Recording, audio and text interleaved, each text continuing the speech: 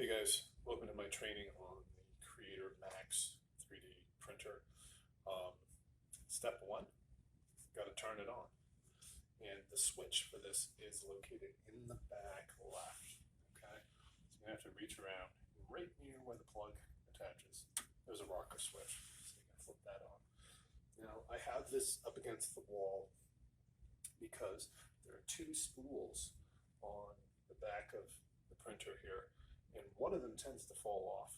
So I have the printer positioned so that it's there's about a ½ inch clearance between the spool and the wall. Kind of have to keep it that way, otherwise, if we pull it out, one of the spools is going to fall off. When you're ready to print, you're going to want to come to this computer, and you're going to want to open Flashprint. Here, if you look down at the bottom of the screen, there should be an icon pinned to the taskbar at the bottom. Looks like a square rotated sideways. And you're going to have this come up. A new version of Flashprint is available.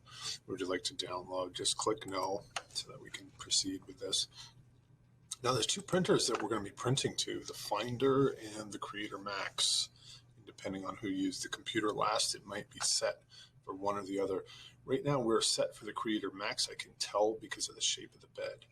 We have a slightly longer printing area available for the Creator Max.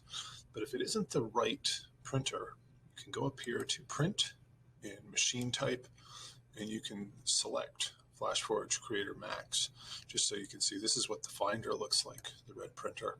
It's got more of a square bed for printing. So I'm going to switch back here to Flashforge Creator Max. Okay, and then I'm going to go ahead and load in the part that I want to work with. I'm going to work with this Omni plate. Okay, a piece of an odometry pod for our robotics team. And it came in on the bed. I'd like to have it in the center, and I'll explain a little bit more why in a second. I'm going to click on Move, and I'm going to click Center, and it'll just put the part in the center. And sometimes it brings it in, and it's above or below the platform. Obviously, we want it to print right on the platform. You can't print in midair, so I'm going to click on Platform just to make sure that it's on the platform. And I'm going to rotate it because I want to eliminate supports. I've got a cutout underneath that would require supports. If I flip it over, then I won't need to do that. So I'm going to click on this axis right here, and I think that is my y-axis. I just want to flip it 180. There we go. You can see that cutout there. It'd be better if that's facing up, because then we won't need any supports to print it. So, okay, it looks good. I'm going to click Surface to Platform just to confirm that it is on the platform. And then I'm going to go ahead and print this. So I'm going to hit Print up top. And this particular part is slightly structural, so I am going to do 100% infill. I'm just going to go through the tabs here from left to right. General on the left, 210 degrees Celsius is a pretty good extrusion temperature for this printer in the material that we're using. We're using polylactic acid, which is PLA.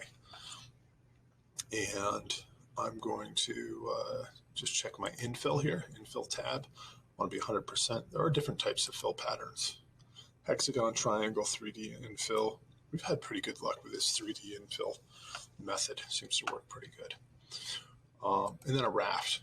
I highly recommend a raft for all parts. And the reason is your bed is never going to be perfectly level. And so if you print directly on the bed, the fact that it's out of level is going to be reflected in your part. Your part will be different thicknesses on the left and right side. But if you do a raft, then the error in the bed level is going to be in the raft, a sacrificial part that you're going to peel off and throw away anyway. So we got a raft, and I'm going to hit OK because everything else is pretty good here. And if you get a profile that you like, you can save it up here. You can say Save Configuration in the lower right. You've got something that you use again and again. I'm going to hit OK. And you can see it added a raft underneath. It added a small plastic piece that it's going to print first, and then print the part on top of that.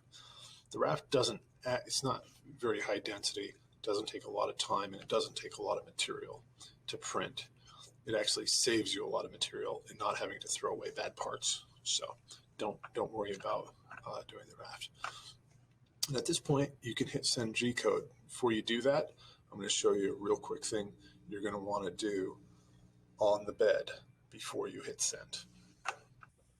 Now, before you hit send on Flashprint, you're going to want to put a little bit of glue stick on the bed. Okay, and the reason is this is a heated bed, and that makes it really, really good at what it's supposed to do, which is make the part stick to the bed. You don't want the part coming loose while you're trying to print. The problem is it's so good at that, it's really, really difficult to pull these pieces off when we're done. So this glue stick actually acts as a bit of a bond breaker. Okay, so it's going to create this film in between that is going to prevent it from sticking to the bed too well.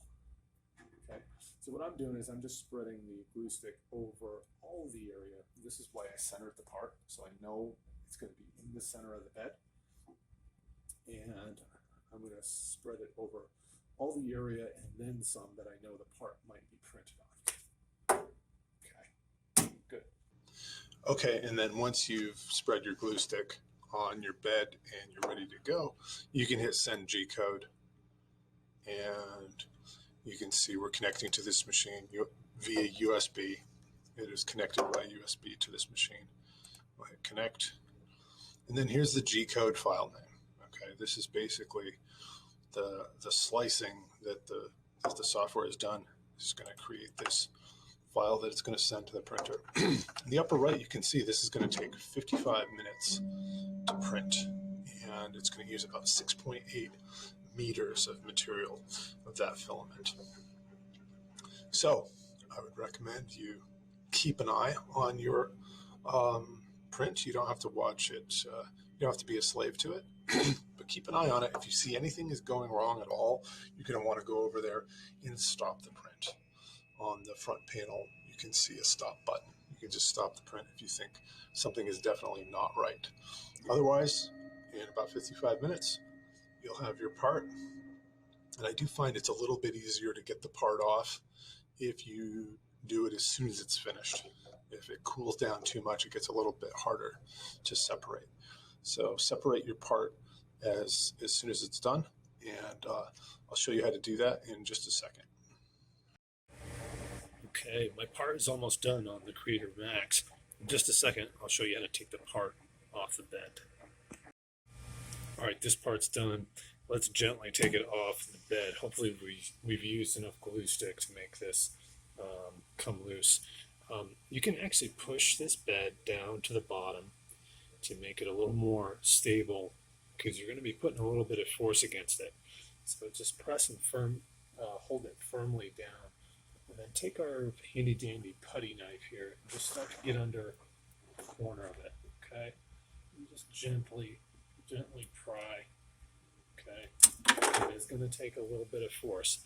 Do it firmly but gently, okay? We don't want to slip and slice any wires or break anything in here. But you can see that with putting that kind of force on it, it's required to get the part off the bed, but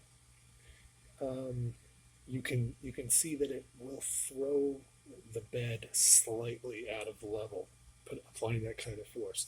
So occasionally we may want to re-level the bed, but also that's why printing a raft is good, because any kind of misleveling in the bed that accumulates will be taken up in the raft and not in the part. And that carbon fiber print's really good at that temperature. That part comes out really slick, and the raft comes off really nicely.